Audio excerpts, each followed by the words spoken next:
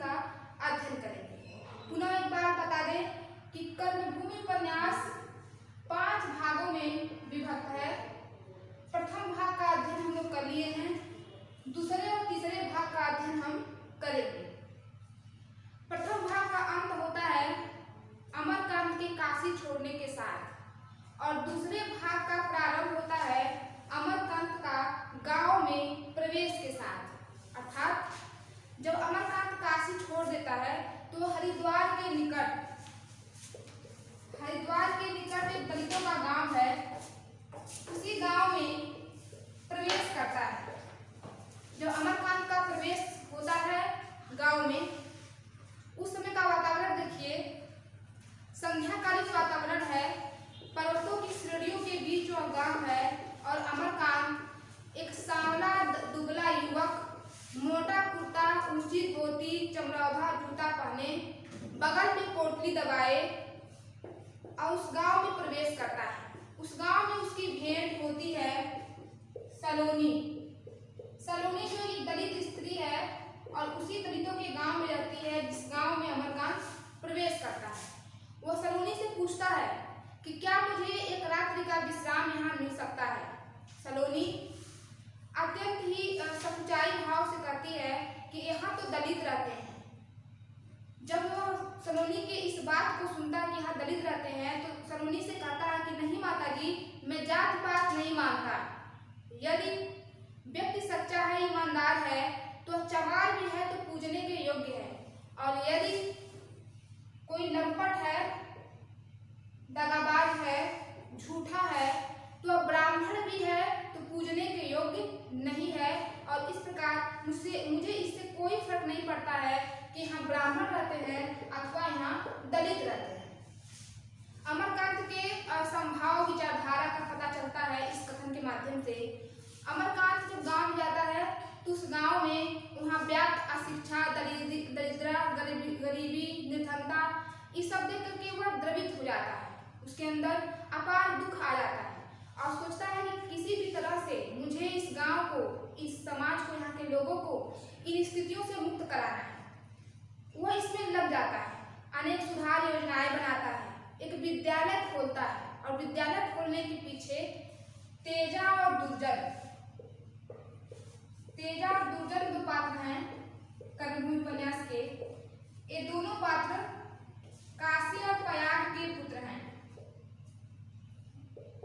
तेजा दुर्जन काशी और प्रयाग के पुत्र हैं। काशी और प्रयाग कौन है? तो ये गूदड़ चौधरी के पुत्र हैं। जब हम लोग पात्र परिचय प्राप्त किए उसमें हम लोगों ने जाना कि गूदड़ चौधरी कौन है, काशी और प्रयाग कौन है।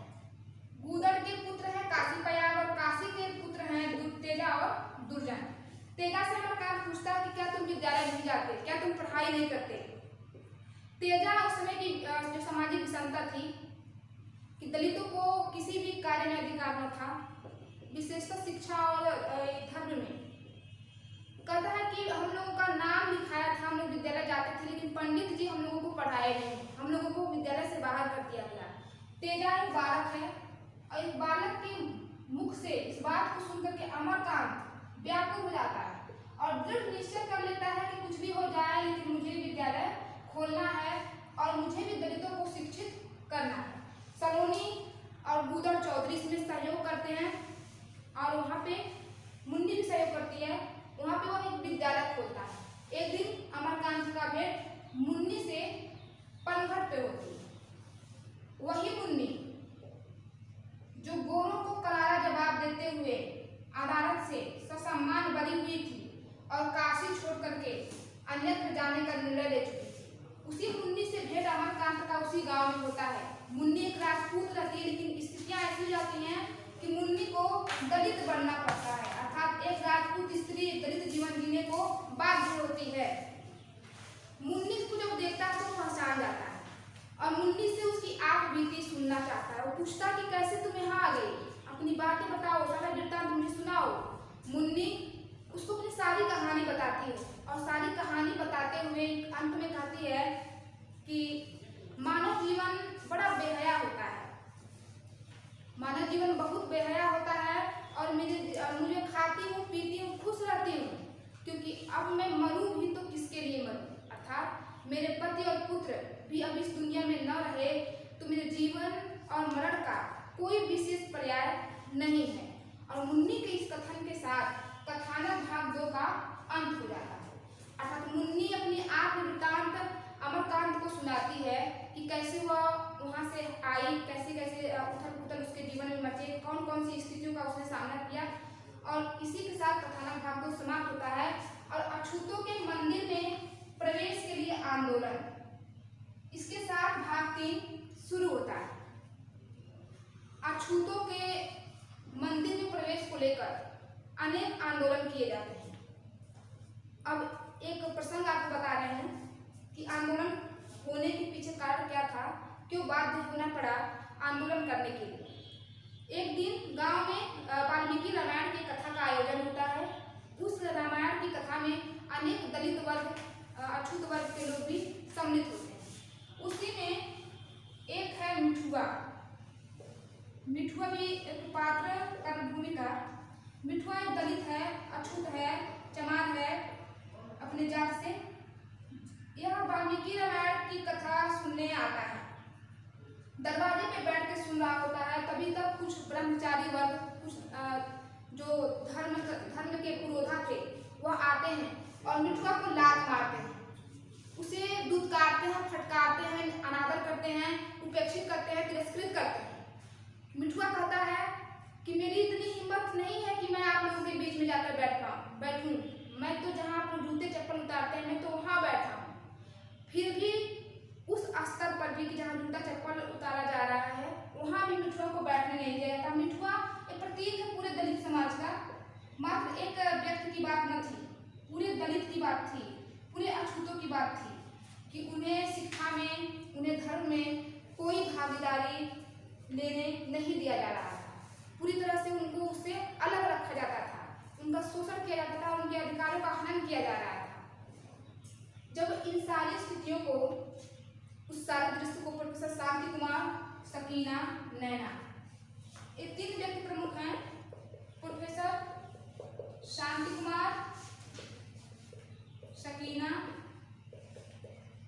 नैना, रेणुका का भी योगदान रहा, रेणुका। ये चारों पात्र मिलकर के दलितों को उनके अधिकार दिलाने के लिए एक आंदोलन करते हैं कि कुछ भी हो जाए लेकिन दलित को, अछूतों को मंदिर में प्रवेश की अनुमति मिल जाए। आंदोलन व्यापक होता है। शांति कुमार उस आंदोलन में घायल होते हैं। जब वो घायल हो जाते हैं तो उसका नेतृत्व सुखदा करने लगते हैं। सुखदा को भी उस आंदोलन में कई सारी समस्याओं का सामना करना पड़ता है, उसे जेल भी जाना पड़ता है और अंत में वह अपने आंदोलन में सफल होते हैं। मंदिर का द्वार अछूतों के लिए खोल दिया जाता है और उन्हें भी प्रवेश की अनुमति मिल जाती है। सुखदा की गिरफ्तारी, तीसरे भाग में ही एक महत्वपूर्ण प्रसंग सुखदा की गिरफ्तारी को लेकर आता है कि सुखदा गिरफ्तार की जाती है। गिरफ्तार होने के पीछे का कारण क्या था कि सुखदा की जो ननद है नैना, नैना का विवाह हुआ रहता है मनीराम से।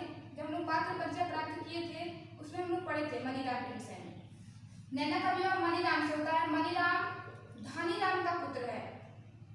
नाम देखिए, प्रेमचंद जी के उपन्यासों में नाम, पात्रों के जो नाम है वह बिल्कुल कहीं न कहीं उनके स्वभाव के अनुरूप नहीं है। धनीराम अत्यंत ही धनी है और धनीराम धन के प्रति लोभ रखने वाला है। जब समरकांत विवाह के लिए नैना के विवाह के लिए जाते हैं धनीराम के घर, तो समरकांत के मन में बात होती है कि पता नहीं हो पाएगा कि नहीं, मैं रिश्ता कर पाऊंगा कि नहीं। लेकिन जब वो अपनी पोटली खोलते हैं तो विवाह अपने आप तय हो जाता है। पोटली खोलना मतलब दहेज देना, धन देना। जब वो पोटली खोलते हैं तो विवाह अपने आप तय हो जाता है। अर्थात 1932 में भी धन का लोभ, दहेज का लोभ और आज भी उसी प्रकार से इन सारी स्थितियों को प्रेमचंद जी व्यक्त करते हैं। धनीराम मनीराम का विवाह नैना से करने को तैयार हो जाते हैं। विवाह हो जाता है। विवाह के बाद जब नैना अपने ससुराल जाती है, ससुराल में उसको वह सम्मान न मिलता है जो उसे मिलना चाहिए था। उसे मनीराम बात बात में उपेक्षित करता है, तिरस्कृत करता है। वह व्यक्ति जो खुद अपने आचरण से सही नहीं है, अत्यंत ही मिथ्याचारी, शराबी, अहंकारी, घमंडी, मूर्ख, हर एक अवगुण से भरा हुआ है मनीराम। और ऐसा अवगुणी व्यक्ति नैना का तिरस्कार करता है। नैना सावन के महीने में घर वापस आती है। सावन का महीना वर्णन किया गया है। ये नहीं प्रेमचंद लिखे कि कार्तिक का महीना, अगहन का महीना, पौष का महीना, सावन का महीना उन्होंने बताया कि सावन के महीने में नैना क्या है। भारतीय संस्कृतियां थी, परंपराएं हमारी रही कि बेटियां सावन के महीने में अपने ससुराल से अपने पितृगृह आया करती हैं। और कहीं ना कहीं फिर वो भारतीय संस्कृति को भी, भारतीय परंपरा को भी अपने उपन्यास के माध्यम से जीवंत कर रहे हैं कि सावन के महीने में नैना अपने पितृगृह आ रही है। और जब अपने पितृगृह आती है तो सुखदा से अपने दुखों को व्यक्त करती है। सुखदा नैना के दुख को सुनकर आक्रोशित होती है और मणिराम के घर जाती है। मणिराम से बात करती है। मणिराम कहता है कि हाँ, मैंने कभी उसको स्नेह नहीं दिया, कभी मैंने उसको प्रेम नहीं दिया, क्योंकि मैं ऐसी लड़की ना चाहता था। मैं एक ऐसी लड़की चाहता था जो सोसाइटी के आचार विचार को जाने, लेडीजों का सत्कार करना जाने, पूजा पाठ, तीर्थ व्रत, उपवास, टीका, सिंदूर ये सब लगाने वाली स्त्री मुझे नहीं चाहिए थी। और इसीलिए अब मैं दूसरा विवाह करूंगा। जब दूसरे विवाह करने की बात सुधा सुनती है तो अत्यंत आक्रोशित हो जाती है। अनेक कहासुनी दोनों में होती है और इसी का बदला मणिराम लेता है सुखदा की गिरफ्तारी से। सुखदा एक विशाल आंदोलन का नेतृत्व कर रही होती है, हड़ताल पे बैठी रहती है और मणिराम सुखदा के खिलाफ एक गिरफ्तारी का वारंट जारी करवाता है। समरकांत को यह बात पता चलती है। समरकांत आते हैं, नैना सुखदा से कहते हैं कि तुम्हारे लिए गिरफ्तारी का वारंट जारी किया गया है।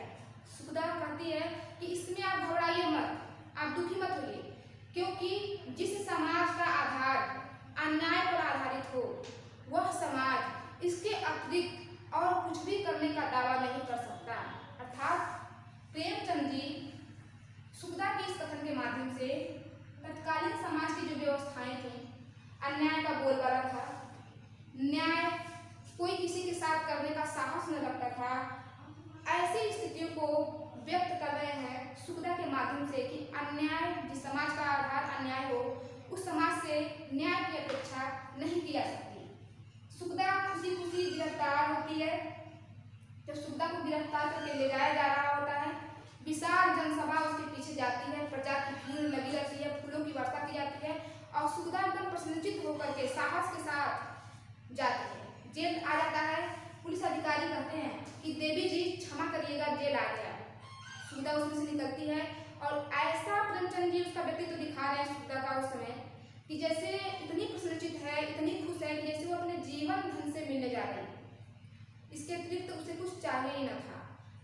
अब जेल जाना और प्रसन्नचित्त होना, ये दोनों जो विरोधाभास देखने को मिलेगा कि जो व्यक्ति जेल जाएगा वो प्रसन्नचित्त तो न होगा, लेकिन यहाँ पे जो विरोधाभास दिखा रहे हैं वह सुखदा के साहस को व्यक्त कर रहे हैं कि सुखदा एक ऐसी साहसी स्त्री है, एक ऐसी साहसी नारी है, एक ऐसी अपने कर्तव्यों को पालन करने वाली, अपने अधिकारों को लेने वाली है कि जेल जाने पर भी उसे वही प्रसन्नता हो रही है, वही खुशी हो रही है जो एक भारतीय नारी को होना चाहिए। और इस तरह से उसके जेल में प्रवेश के साथ ही कथानक भाग 3 समाप्त होता है। अगली कक्षा में कथानक भाग 4 और 5 के साथ फिर उपस्थित होंगे। माँ सरस्वती आपके उन्नत में सहायक